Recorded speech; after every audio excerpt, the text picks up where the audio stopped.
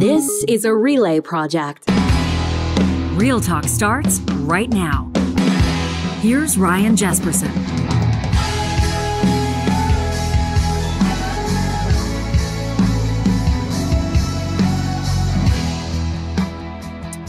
Canada, we've got a problem. From coast to coast, kids in schools are distracted. And teachers are sounding the alarm, parents are sounding the alarm, and, well, the kids aren't saying anything because their faces are buried in their phones.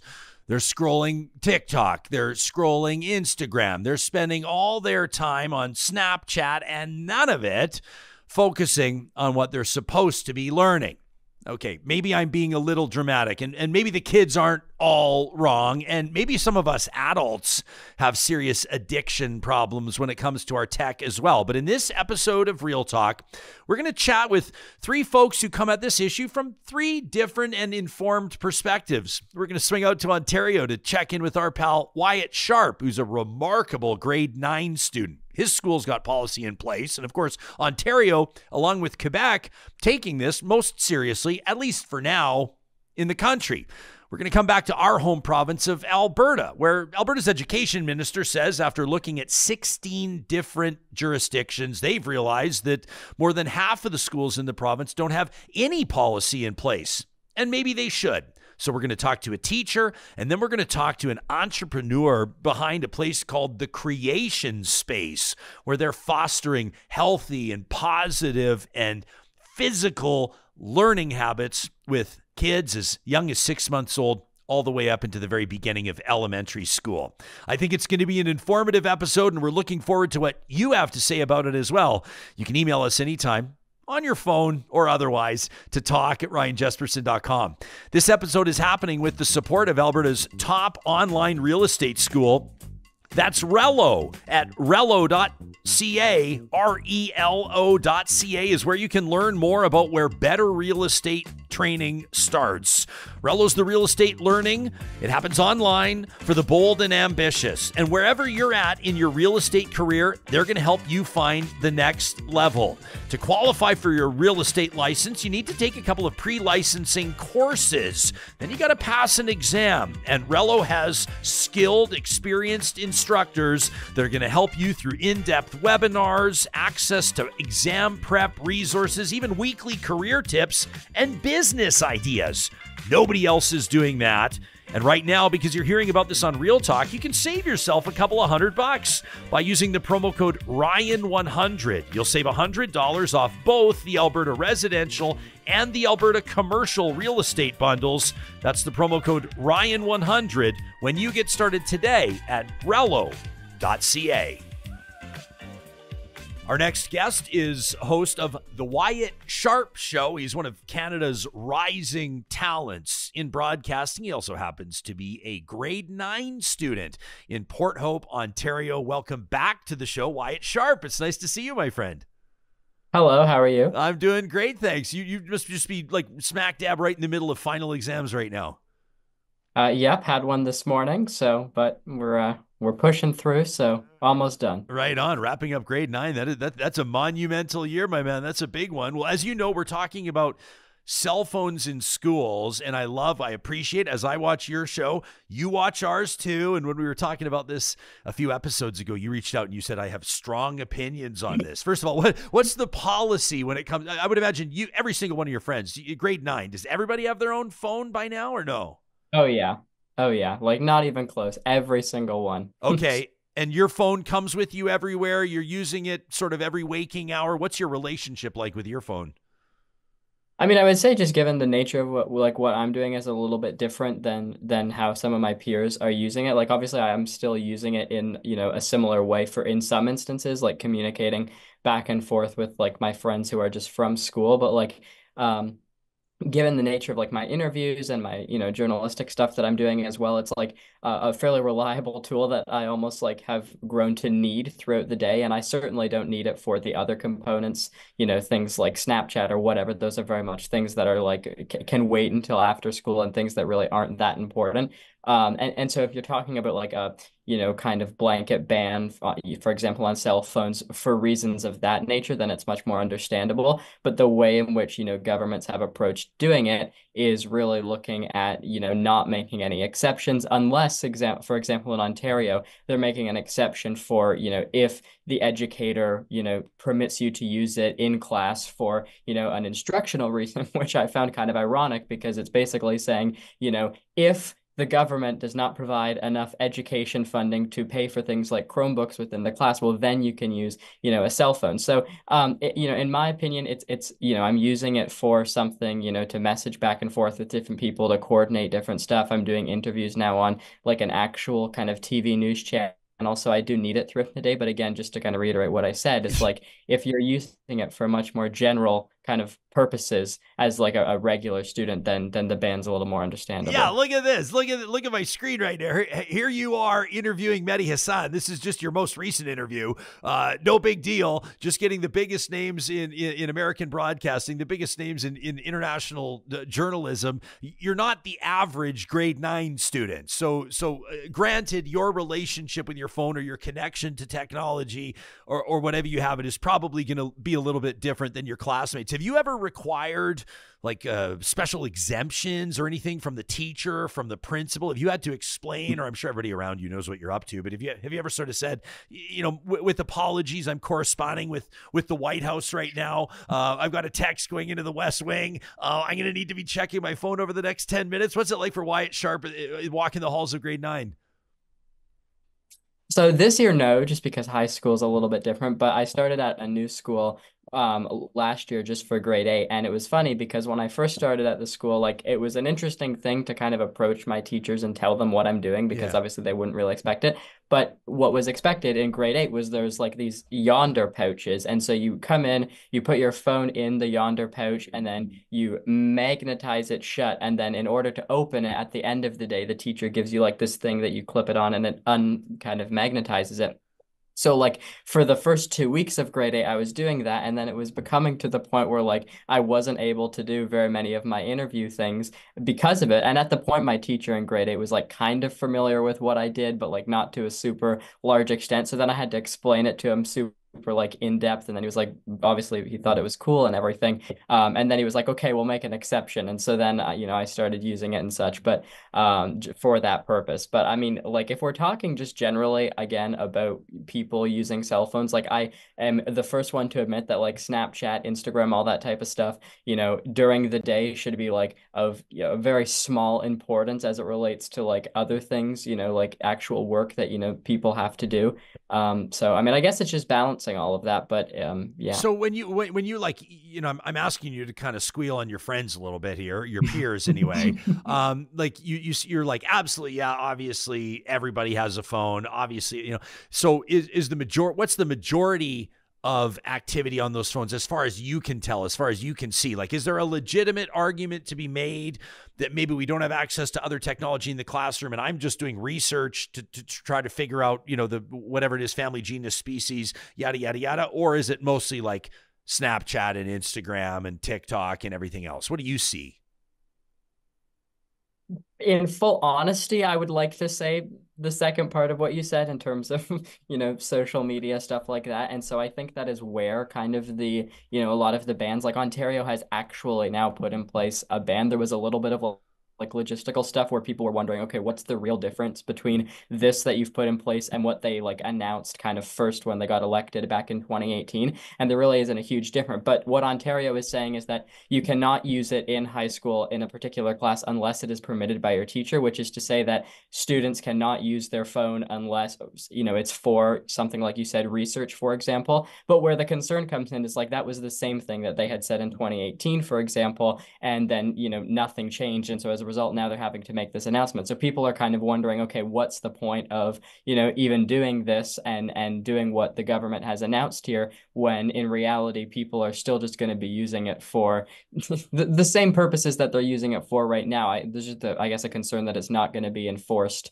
very well, which kind of just leads me personally, and I think a lot of, whether it be teachers that I've talked to, whether it be my own teachers or other teachers, and even fellow students, just, questioning, okay, if it's not going to be enforced, then kind of why bother? Like the Ontario Ministry of Education has sent home a bunch of emails to parents talking about how this is going to be enforced and such, but it's really just no different again from what they originally did. And so it just seems a little bit like it's going to, put more of like an administrative burden on both like teachers and such, to try and enforce it. And so I mean, if we're looking at, like, there's other ways, right? Like students are using, school Wi-Fi, so they could simply ban, like, Snapchat or Instagram websites through like on the school network, for example. And so like there's other ways around it, but I don't necessarily think like the way that they're approaching it is the strongest possible way they could. Wyatt Sharpe is our guest. I'm referencing an Ontario Government of Ontario news release from April 28th of this year. So, we'll call it like a month and a bit ago.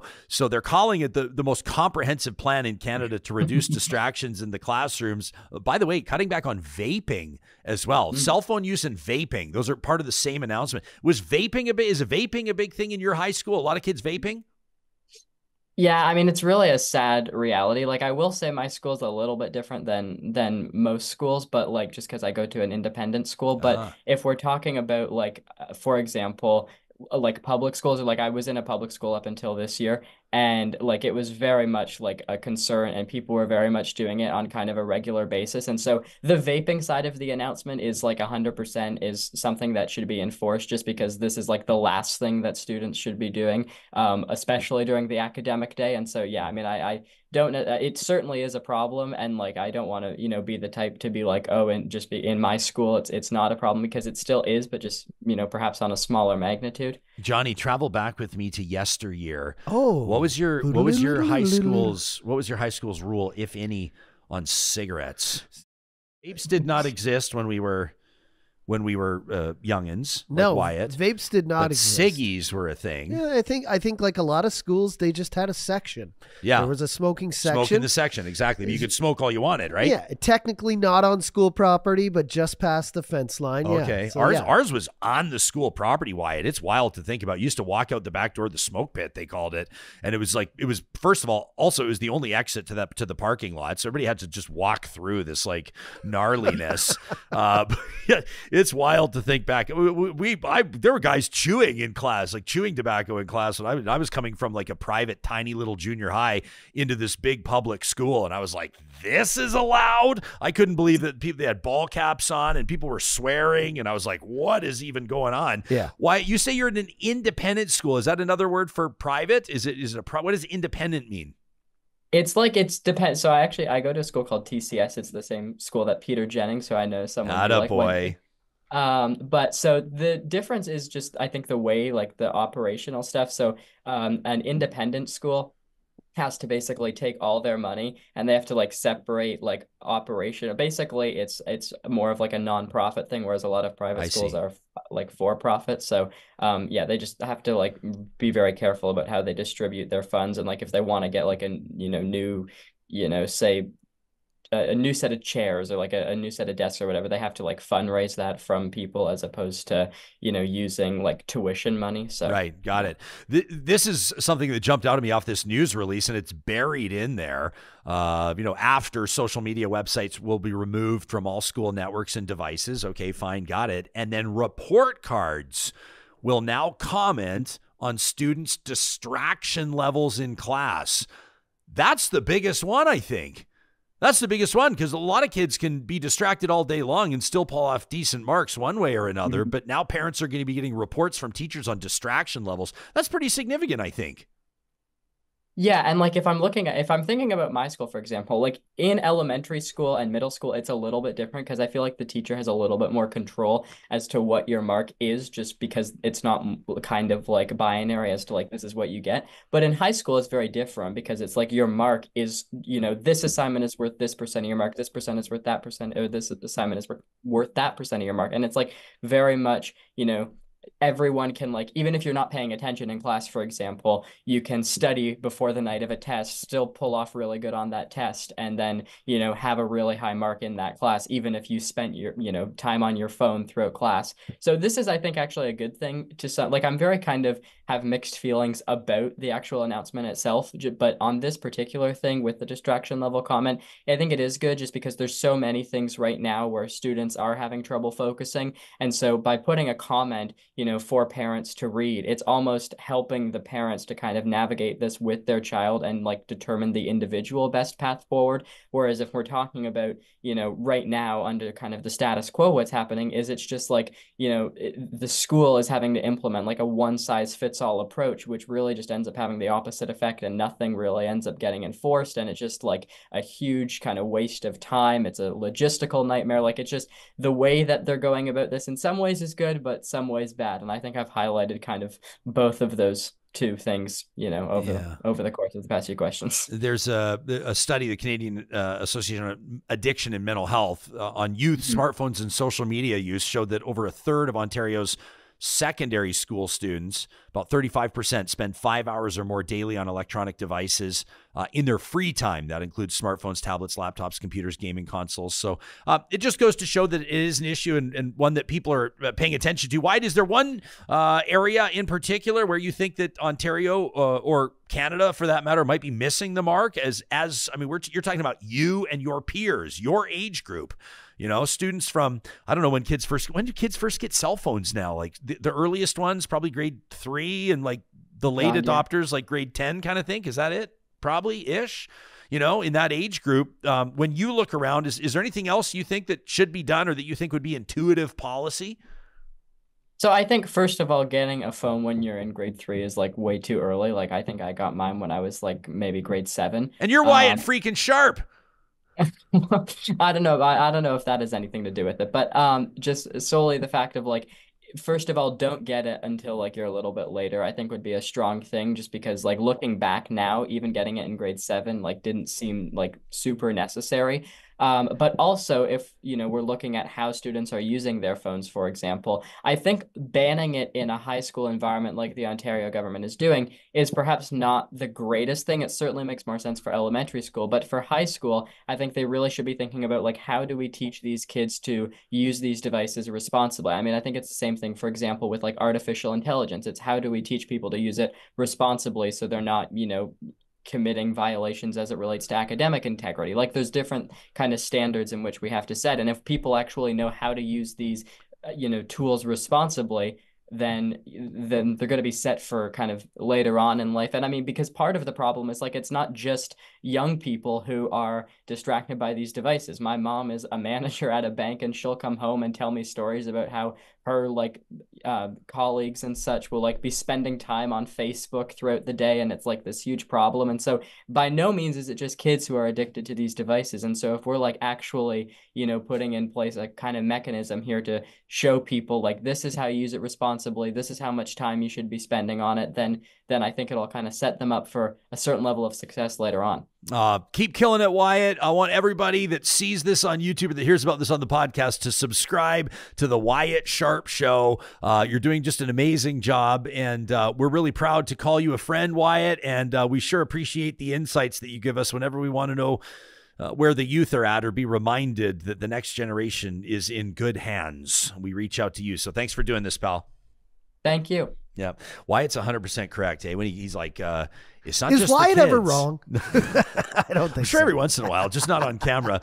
But, you know, I'm like, Ed and Wyatt, this report shows that, you know, 35% of youth are on their technology for up to 5 hours a day. Yeah. And then I think of the pop-up that I get every Sunday on my iPhone that tells me my weekly screen report. And I try to swipe it off the screen when I see it, because it's always like, I'll be honest, it's right up there. It is right up there. I'm going to get candid with you right now. Do it. I don't normally search it. I have it turned off when it gives you the notification, but I turned it on last week because we had a busy week. We were online a lot. We've got some stuff we're setting up for, you know, Stanley Cup finals that are coming on. Big surprise announcement to come. I just started realizing, wow, I've been on my phone a lot, and then social media with the playoffs and everything. So I turned it on, and I got a notification on Sunday or on Saturday rather, when I started moving. So it was for the last 3 days. It gave me an average of the last 3 days. What is it? It said you were on your device an average of 18 hours a day. No. 18, Ryan. Oh, geez. Okay, well, that's something going on. But I don't know how that happened. I slept 6 hours, and the rest of the time I was just on my phone. But okay, well, I'm you can, I'll be honest and I'll be vulnerable. So I'm looking at mine right now, and it can give you I'm actually down 12% from last week on my daily average. We'll ask our next guest. She's an educator, what she thinks about this number. We can put it in front of her when Gillian Essien joins us. 4 hours and 1 minute on average daily last week for me, which was an average of down 12%, which is great. I mean, I looked at, maybe it's a mistake because I was like 18. How does that? There's got to be a mistake. You probably have an app that's just running and running. It's maybe in the background. Yeah. I don't know. Okay, we're going to get an educator's perspective on this in just a little bit, a special edition of Real Talk as we talk about phones in classrooms, but there's way more to talk about tech than that. Let's talk about getting the family face-to-face around the dinner table. How about that? That's what Friesen Brothers is all about. Friesen Brothers has been all about family gathering for great food around the dinner table for coming up on 70 years. Can you believe that? I want to put on your radar their Family Essentials flyer. Go to Friesen.com, Freson.com. The Family Essentials flyer is an awesome weekly resource that gives you easy family meal solutions, simple but interesting recipes that can be made using products that are featured in the Family Essentials flyer. And they've got a great summer recipe collection in this month's edition of it, from barbecue tips to salads to sips. You can find the full flyer available online. Just look for that drop-down menu at Freson.com. Kubi Renewable Energy is Canada's busiest solar installer, and that's good news on a number of fronts. I mean, first, more people are going green, which is awesome. More people are tapping into the power of the sun and the savings that come along with it. But it also means that Kubi's hiring. You check out the careers link at kubienergy.ca. You can learn more about how they're growing clean energy in Canada. They're young, and they're reshaping the energy portfolio across the country. They're hiring in particular right now for their locations in Calgary, Edmonton, Kamloops, and Lethbridge. Shout out to Southern Alberta. Again, that's the careers link at kubienergy.ca.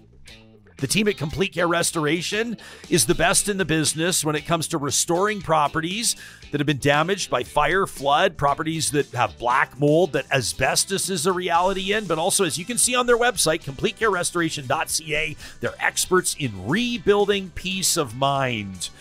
If you experience a disaster like the one we've described, or anything else that requires professional property restoration services, Complete Care Restoration is there 24 hours a day. You can always find them under the sponsors tab on our website, or give them a call at 780-454-0776.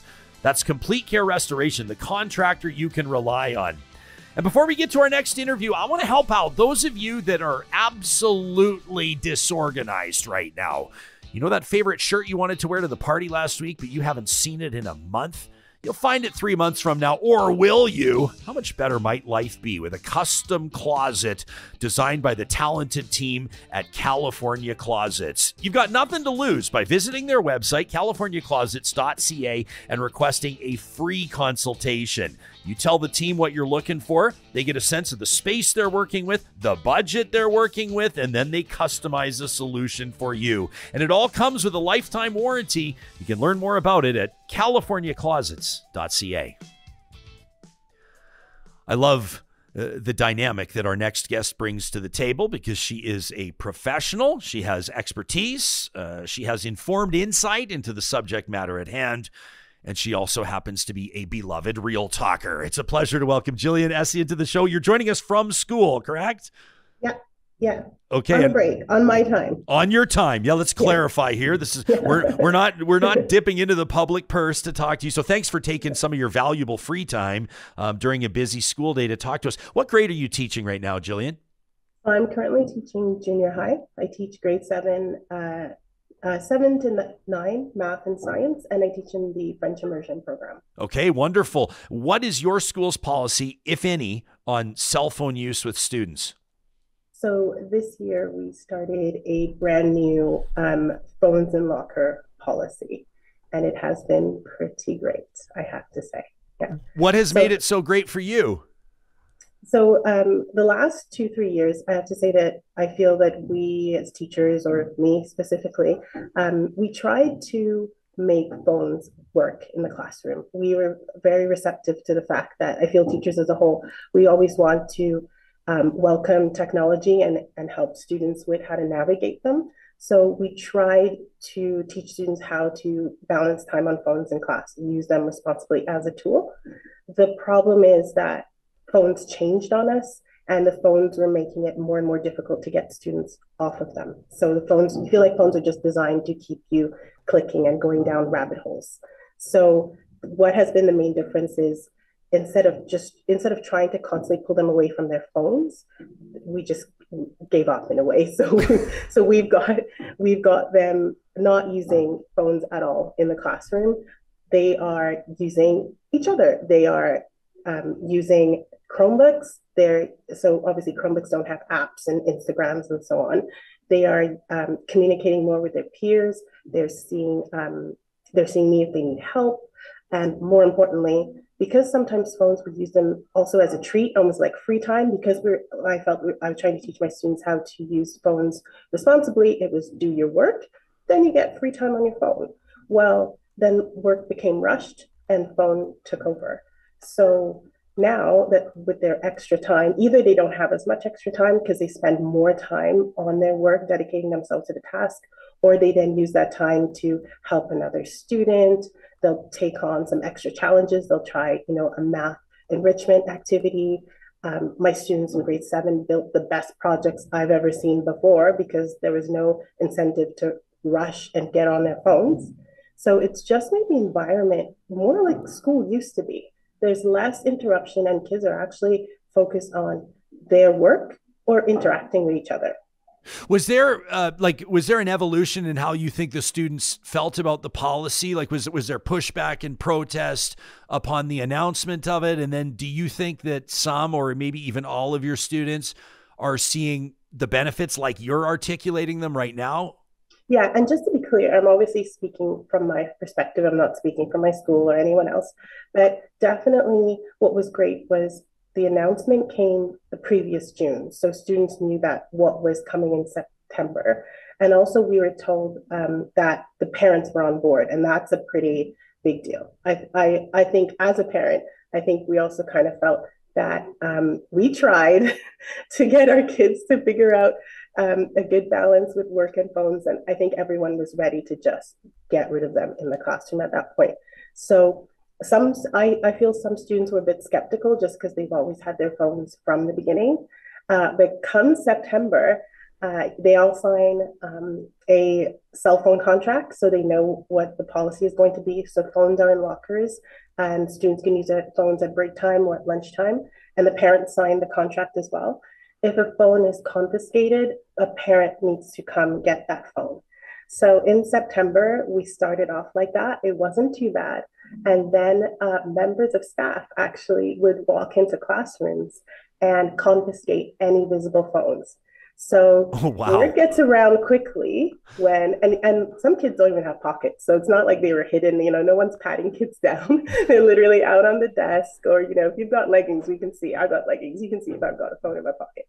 So any visible phones were taken, and word gets around really quickly when, a member of staff walks out with 20 grade 9 phones that they're not getting back until their parents come get them. Their parents come get them. I'm assuming, oh, go ahead. I just wanted to say some parents, in my view, were more than happy for us to keep their phones for a while. So if you were like, okay, well, we've got your kid's phone, they're like, great, maybe I'll come by next week because I'm, sick of them being on that phone. So yeah, no kidding. And I'm assuming that teachers, teachers, there's no phones in the classroom either. Like, I'm assuming you are expected to model the same behavior. Yes, we are. Now, to be fair, I do have my phone, but it feels awkward. It's like you're the person at the dinner table who takes out their phone when no one else takes out their phone, right? So if I do have to use it, because there are messages that come sometimes in the office, if someone's being picked up, I might check the email on my phone rather than go to my desk. But even that's been a positive as well. I've been using my phone way less in lessons. And if I have to, I would usually, apologize to students. Oh, sorry. We're all just more present. There's no doubt we're all more present. And some of the students are having to get a bit more creative in terms of how they're going to fill their time. And that's how it should be. Their brains are working a lot harder now instead of, that phone just kind of turning them into zombies. After we talk to you, we're going to talk to an entrepreneur that has a process-based art studio. And I'm so excited to talk to her about like brain development and creativity and fostering that type of stuff in the youngest learners. Obviously, this is also more like, I think about teaching like life habits and like healthy relationships with technology. And like, there's a million things at play. Has your school's policy or what you've seen in the classroom informed the policy at home for you? I mean, your mom as well, or vice versa, maybe? Like, what are the rules in your household? Okay, so like every parent, I think I am a bit bad. So my kids get too much screen time. However, my kids are a bit younger, so my kids are 3 and 11. Our phones are locked, and our devices are locked, so they can only go on them if we unlock them. And yes, sometimes, you're tired and you just hand them an iPad because that's easier. But we try to minimize phones. Like, we'll have some rules, like no phone at the dinner table or no device at the dinner table. But we're very conscious, and my husband as well. We're both teachers, so we're very conscious of the fact that it needs to be reduced. So we don't have, because our kids are a bit young, we don't have a policy specific to that. I personally do not plan on giving my 11-year-old a phone anytime soon. And that's just based on looking at some students who have phones versus some parents who've held out for a bit longer, not letting their kid have a phone until, say, high school. So I'm like, oh, I wonder if I can hold out like that parent has done. Because it does make a difference. You do see those kids, interacting and being a bit more social. Yeah. Those who don't have a phone to stare at. Yeah, I don't know the right answer. I love picking people's brains, especially, I mean, you're an educator, you're a parent, you come at this from a number of different angles. In our house, our oldest son, who's turning 9, has access to an iPad, but limited, like he has set screen time. Like we don't give him a ton, to be honest with you. He gets like an hour a week, and he can choose on the weekend what hour he wants. But also like our TV, I don't want to say it's always on, but there's like sports oftentimes on. We have kind of like, we'll have like a baseball game on in the background or golf on in the background. And then, he says, well, how come, he's like, you get like these hours and hours and hours, Dad, with the TV on. I get 1 hour on my iPad. And I'm like, sports is different. And he's like, how? And I don't necessarily have a really good answer for him. And I didn't grow up in a house where we had like video game consoles and stuff, but that's also because we didn't request them. And I'm sure maybe our parents might have made them available if that was my thing, but that was never really our thing. Now that's kind of our policy at home as well. He doesn't have a Switch. All his friends have a Switch. He wants to, and part of me is like, are we raising him right? And like, having him like taking the time to smell the flowers and get outside and be active and play sports and pursue art and appreciate music and all these things? Or am I like imposing my preferences? Or, I mean, I guess parents' job is to impose their own values. Am I imposing my preferences though? Oh, I'm not into video games, so you're not into video games, or you shouldn't. I mean, I'm even a little bit judgmental of people who game, and I shouldn't be. I just feel real talk. I should say it, but like, there's nothing wrong with gaming if you have a healthy relationship with it. But I've sometimes worried, like, will my kids be, and I mean, worried is a dramatic word, but it's on my radar. Will my kids be tech savvy? Will they be tech literate? Or am I like holding them back too long? I don't know. Do you have a strong take on that? My take, I'm not worried about their tech literacy, because I think there's so much around us, it's almost impossible not to. It's just, my 3-year-old can scroll on an iPad already, and it's been doing it for a long time. So some folks will say 3-year-olds should not be having iPads, but that's my reality. Mine has had access to it, especially if you've got an older sibling. But I can say, and it almost harkens back to our school phone policy. When the phones were taken away, or even if there were times before phones were taken away where I had kids put their phones away, at first you get a bit of pushback, but no kid, and I'm sure you might say, well, I disagree a little bit, but the kids haven't really complained. And when you're in my math class, for example, and you finish your work and you've got a few friends who finished, and you go grab a deck of cards and they're playing cards because they've got some free time, I haven't had a kid sat around playing cards with their friends in class say, oh, I really wish I was on Instagram right now. Yeah. it's just not how we are. Like, you might feel that way at first. I wish I had my phone. But then when you're doing something social, when with my husband, he'll take the kids out, they'll go hiking and stuff like that. They're not going to say, oh, I wish I was at home watching TV. So but then I finally get a pushback at the start. Yeah, then your kids are out with your husband and they hear a certain bird chirping while they're out on the hike, and then you can pull out the phone and use that app to determine what species of bird it is. And we find this marriage of like technology and nature and how it can all work together in synergy. Like, you know, my wife and I were chatting about this, and it's true that there's no technology that's inherently bad. That's an impossibility.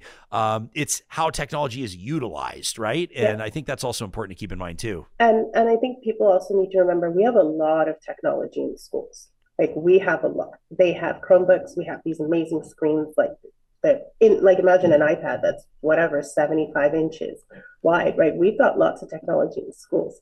It's the phones that are really the problem, because the phones aren't so conducive to learning. And like I said, we try to make it work in class. It's just not so great, because it pulls them away from what they're trying to do. So if I had a student who said, oh, I forgot my calculator, and you're like, great, use your phone. That's a great tool. But your phone's going to send you a bunch of notifications, and before you know it, you've been watching TikTok videos for 20 minutes, and the math problem is long forgotten. You're describing my relationship with my phone. That happens. I'm not trying to be funny. That's me. Yeah, that's what I do all the time. So I'm not even blaming the students at all. That's just how the phones are designed. I go to check the weather, and then 2 hours later, I realize I've watched a million videos on Instagram, right? So you can imagine that in a classroom for all these kids who are trying to do their best. So it's like literally having a show in front of them every 2 minutes. How come you're not concentrating on your math? Oh, there's a parade that's just going by. How am I supposed to concentrate on math? So and in terms of exposure, if you have no phones in school, that is from 8 to, let's say, 3 p.m. They will have phones during break times and at lunch. And then we all know that they are on their phones all the morning before coming to school and the moment school ends. So it's not like they're not accessing technology. They're only getting, like, in my view, a healthy break from it. 100%. Gillian Essien is a junior high teacher, junior high school teacher in Alberta, and a dedicated and much appreciated real talker. Thanks for taking time out of your well-deserved break today to talk to us, G. We appreciate it. No problem. All right. No problem. Yeah, keep up the great work. So there you have it. Okay, so we've got the perspective on this from Wyatt Sharpe in Ontario, the province that you know, I mean, at least at the point that we're doing this show, is staking its claim as the province in Canada taking this most seriously, distraction in schools. We've got a take from a community member of ours, a real talker who teaches in junior high. Her school has a policy, a phones in lockers policy. And in just a quick second, we're going to hear from an entrepreneur and a real talker. I love what she does at Creation Space, and Alison Service is going to talk to us about that in just a quick second. Let me mention very quickly, coming up is the 3rd annual Real Talk Golf Classic presented by CWB Wealth. And we want to thank everybody that ensured that this edition of the Real Talk Golf Classic is sold out, which is absolutely fantastic. We had a couple of stragglers roll in, and we're trying to find space for them, but the outlook isn't good. We're going to have 152 golfers out there. Can you believe it? At the Ranch Golf and Country Club coming up on Thursday, June 20th, 2 p.m. shotgun start, all in support of the Real Talk Julie Rohr Scholarship. That's the Real Talk Golf Classic presented by CWB Wealth. Here's the thing, though. We've still got volunteer opportunities available. If you just want to be out there on a wonderful, beautiful mid-June day, this is the day before summer solstice, so you know the sun's going to be up until like 11 o'clock. We have a steak dinner to wrap it all up. You're going to be hearing from a couple of the Real Talk Julie Rohr Scholarship recipients. They're going to speak at the dinner. And this isn't one of those boring dinners, Johnny. You know, at some of the golf tournaments where they're like hitting you up for cash, hitting you up for cash, hitting you up for cash. You know, silent auctions taking forever. Dinners. Boring dinners are the worst. At the Real Talk Golf Classic presented by CWB Wealth, we promise. Let me try that again for our friends at CWB Wealth. We promise that it is Edmonton's most fun golf tournament. Most fun. Is that the correct? Yeah, it's better than funnest. It's most fun. Okay. We can ask Alison Service what she The thinks. most funnest. I think it's the funnest. You can say funnest. I think that the internet would show. Once you're allowed to get your phone out of your locker, you can check and see. It is the absolute very most funnest. It is the mostest funnest golf tournament going, but I'm not trying to sell it anymore because it's sold out. But I'm just saying, those of you that are registered to golf with us on June 20th know you have three, count them, 1, 2, 3 shots at $100,000 on the holes in one. We've also got a chance for you to win a car, courtesy of our friends at St. Albert Dodge. We've got some of Edmonton's best food vendors. You are going to be well watered on the golf course as well. And it's all for a great cause. So if you want to volunteer or if you'd like to come on board as a sponsor, there is still time before June 20th. Just send us an email to golf@ryanjesperson.com. That was supposed to be like 20 seconds, but I just get so excited talking about this golf tournament. Most excited. The most excitedest I've ever been. Alison Service is the owner of Creation Space, which is a process-based art studio that advocates for creativity, where kids are encouraged to explore their own ideas. And Alison, we're so grateful that you've been able to make time for us. Welcome to Real Talk. It's nice to see you. Hey, Ryan. Thanks for having me. Yeah, you and I have spoken behind the scenes a little bit about what we were going to talk about, but we didn't talk about where you were going to join us from. And I was thinking in the back of my mind, I bet that she's going to have the most visually compelling background of any guest that we speak to. Talk to us about what Creation Space is all about. Yeah, so Creation Space is a process-based art studio. So for kids aged 16 months up to about 12 years old. And the idea is that the process, the journey of the art making is what's important. So not necessarily the end product.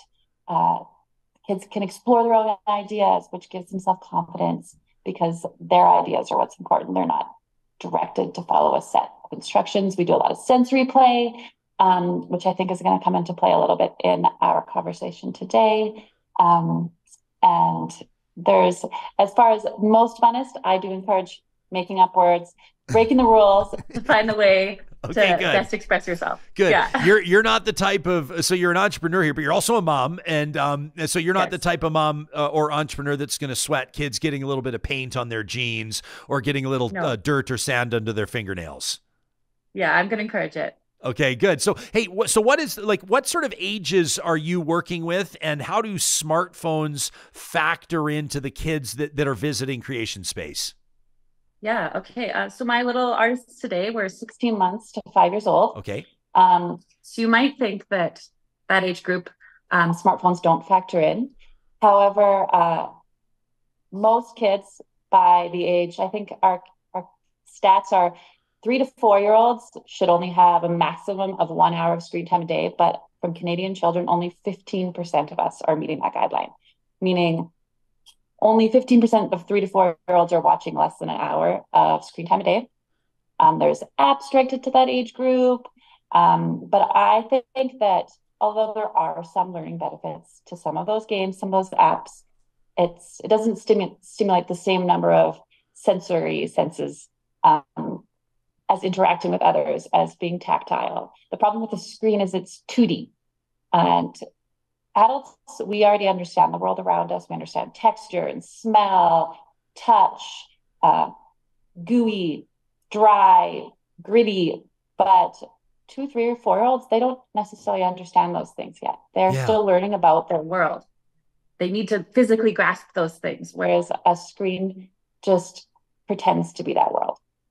So how do you, you're an expert obviously in like brain development and fostering the creative intuition and those types of things. Mm-hmm. How does tech factor into that? I'm being facetious, but is tech a dirty word to you or no? My kids would probably say tech is a dirty word in our house. Yeah. But we don't prohibit it. There is some screen use in our house. But I mean, right from a small age with my kids, I can see its addictiveness. You turn off a screen and your kids are grumpy. It is, I believe it is addictive. It gives you that dopamine release, which is the same neurological release we have for other addictions.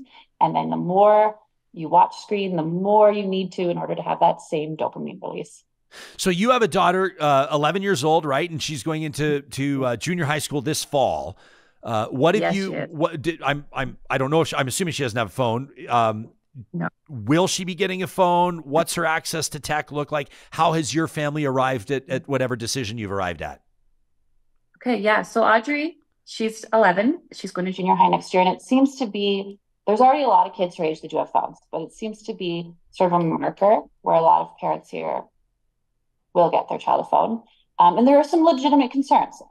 Within our city, there's no yellow bus at that age, and there's many fewer junior high schools. So your kids are traveling a lot further. They're biking, they're taking public transit, and parents want to be able to reach their kids. So that's something we've talked about in our family, but we've chosen not to get her a phone. There's a few options. One of the ones we've talked about is there's a flip phone. If you want to be able to check that your child made it to school safely, you can put an AirTag in their backpack, and a flip phone, they can reach you if they get a flat tire on their bike.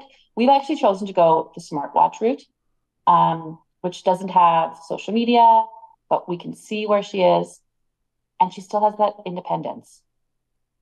How do you feel about we were a little surprised to hear about at our little guy's elementary school the screen time during lunchtime, where unless I'm misunderstanding what's going on there, and I don't think I am, they put on like a show or a movie, and the kids are actually prohibited from talking to each other, which I think is nuts. Like, but I just think that mealtime, that the concept of breaking bread is this is the exact opposite.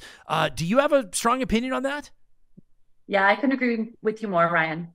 So this policy in our city seems to be really principle based, administrative based. So we've gone through 3 principles and 3 different policies. And it's really frustrating. I agree, lunch should be a social time. It's actually part of our Canadian Health Food Guide, which is taught in schools, that the way you eat, not only what you eat, but the way you eat is part of the Canadian Health Food Guide. And I think we need to model that in our schools. Social eating is really important. When kids are watching a screen, they can't self-moderate. They overeat, they undereat, and they don't notice what the other children around them are eating. You're not talking about, oh, what is this? And learning about other foods. I think that we're a little bit worried that kids are wild, and they're going to go wild if we just allow them the freedom to eat and chat. The same thing at our school. Our kids are often told they can't talk at lunch. Yeah. And I think it's unbelievable. I know. Yeah, it doesn't make any sense to me. If I was told I couldn't talk at lunch, imagine we're sitting and having a meal in silence. I mean, for me, when we sit and oftentimes the meal is like, I guess it represents different things for different people. Some people crush a granola bar on the go and that's it. But for me, it's like a thing. Johnny, like when you and I want to brainstorm on something, a lot of times we'll go like grab a bite, or we'll go hit a patio, or whatever it is, or just grab some takeout or something. Alison, I just think even like sometimes catching up with friends or this, that, and the other. I mean, it all centers around food. And I think that maybe that's, I don't know. I don't think that becomes a lost art. I just was surprised to hear about that policy in school. Let's bring this back to phones though. So in closing, do you have, like, you're graduating, in theory, you're going to be graduating all of these young learners who have a good appreciation of, like you said, like the sensory stuff, the textile stuff, have confidence in their creative ability, see value in the creative process, et cetera, et cetera. And ultimately they too will obviously get phones. Everybody's going to get one at some point. I guarantee you have a phone. I have a phone. What's your advice to like your fellow parents that have kids that are, whatever age, coming into that age where the family is starting to have a serious conversation about integrating tech that would be owned and held, or at least held, by the young person? What's your family's policy going to look like when your daughter gets to that age? Well, so since we do have a smartwatch, it is linked to a phone. So in our house, that phone does not belong to our child. She knows it doesn't belong to her.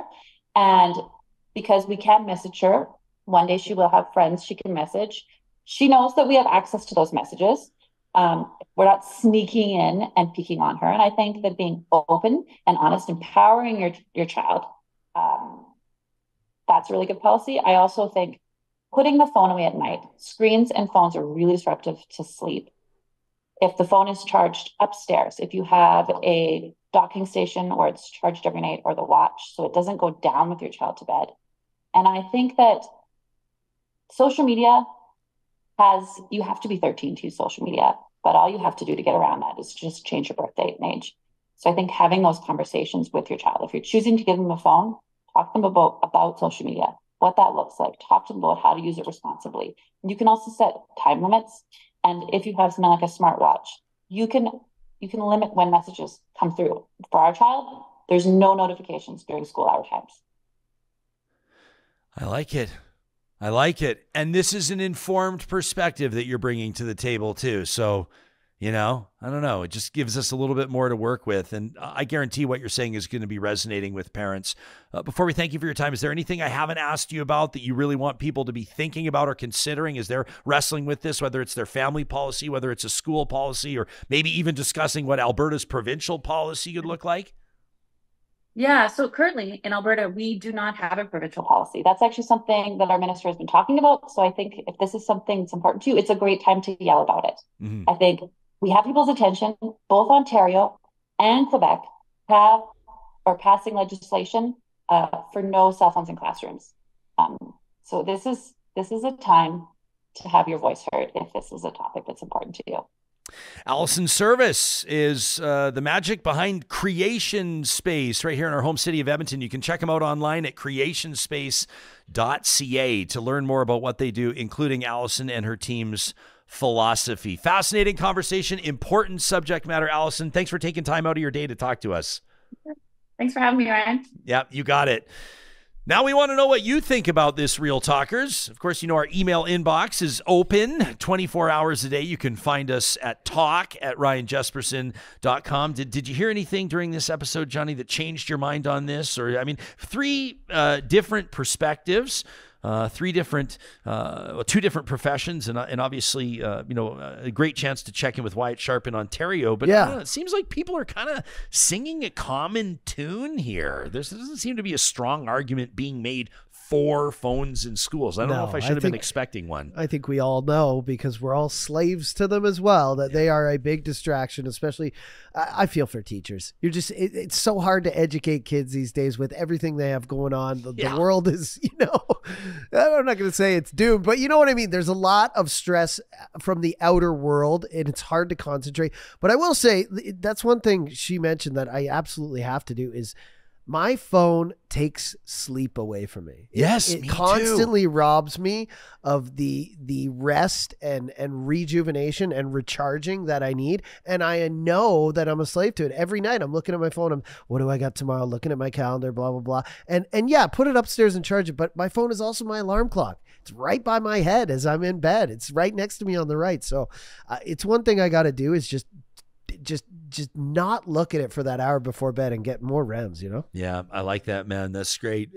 We will say this as we wrap this episode, that if you do find yourself a slave to your phone, make sure that you're spending all your time on our Real Talk Instagram, TikTok, and Twitter.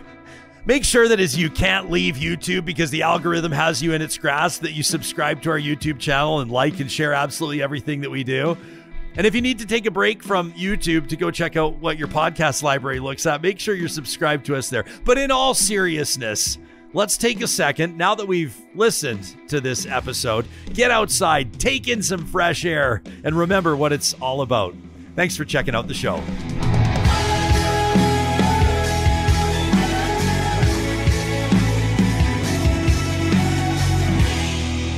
Real Talk is hosted by Ryan Jesperson. Executive producer, Josh Dunford. Technical producer, John Hicks.